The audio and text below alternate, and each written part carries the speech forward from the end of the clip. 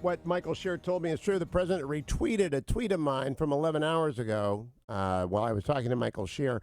My tweet yesterday was, "Bravo, Lindsey Graham. Anyone who supported Special Counsel Mueller, who made requests for assistance for his investigation of 13 countries, should be supporting Attorney General Barr, Secretary Pompeo, and President Trump's efforts to see justice done in Spygate." And I cited a Politico story. I'm joined by Jim Talent now, who is no stranger to the Senate and its ways. Senator Talent, welcome. Good to have you. Can there be a special panel to look into Spygate and Russiagate? Because I think this whole impeachment stuff is a diversionary tactic away from Inspector General Horowitz and U.S. Attorney Durham's efforts. Yeah, I mean, the Senate can create a select committee. I would expect that when the IG's report and when everything is released, that they'll just take it under the normal jurisdiction of one of their standing committees and hold hearings on it, the Intelligence Committee or the Intelligence Committee or the Judiciary Committee. But yeah, they're going to look into it. And I just, to me, I mean, there's such a disconnect for me in all this, because I do think the government of the United States is entitled to investigate conflicts of interest and corruption, and to ask foreign governments for assistance where there are roots and evidence that foreign governments control. I mean, I don't see this as abnormal. I think that Special Counsel Mueller, as he made clear in his report, made 13 requests for assistance from foreign governments. No one batted an eye. They're actually routine. What the Attorney General, the Secretary of State, and what the President did with Zelensky is routine. We ask foreign governments to help us.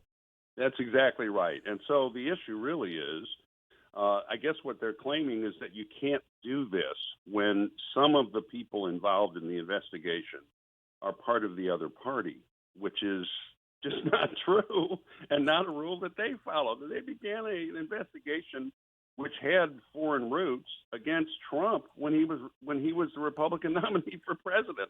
I have to tell you, I just don't. There's just a cognitive dissonance to all this that I just don't get. No, I think the American people are getting it. Are you? You're not old enough to remember the Watergate summer. I had summer school. Yeah. No, I was a young man. I was like 17. Okay, no, wait. I'm older than you, I thought. In any event, I was taking what the equivalent of AP history at that time, and my basketball coach teacher for summer school, all he would do is roll in a TV and we'd watch the Watergate hearing. All summer long, we watched the Watergate hearing. It was the best summer of school ever.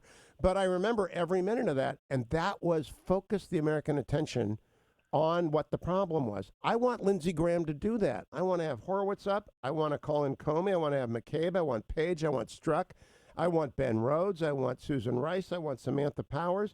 I think they all got played by a Russian op. Well, my concern about this from the beginning, from a governance standpoint, has been exactly that at the high levels of the Bureau and of the intelligence community, people were compromised. And that is a very bad thing long-term for the American people.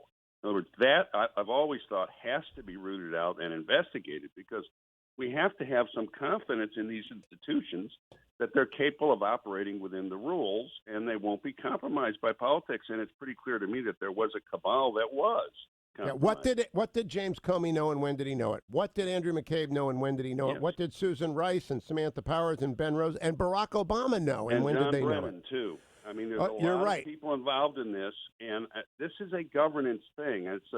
I've been pointing it out. I mean, it has concerns far beyond the 2020 elections or Donald Trump or anything like that.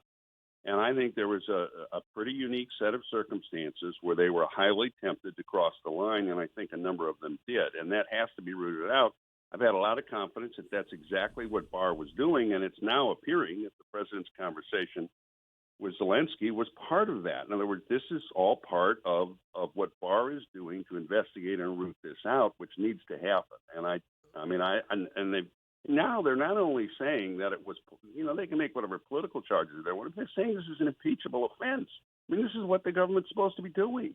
It's an impeachment circus. I'm comparing Adam Schiff to Kramer. Are you a Seinfeld watcher? Yeah.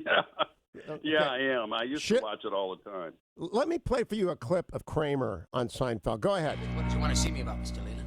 Kramer, I've been reviewing your work. Quite frankly, it stinks. having trouble at home, and, I'll work harder, nights, weekends, whatever it takes. No, I don't think that's going to do it. These reports you handed in, it's almost as if you have no business training at all. I don't know what this is supposed to be. Well, I'm just trying to get ahead. Well, I'm sorry. There's just no way that we could keep you on. But I don't even really work here. That's what makes this so difficult. Do you think Adam Schiff is Kramer, Jim Talent?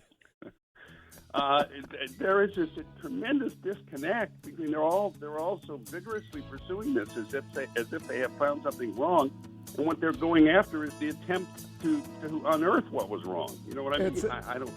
It's a comedy. It's a circus. Jim Talent. Follow him on Twitter at Jim Talent. Hour number 3 straight ahead. Stay tuned, America.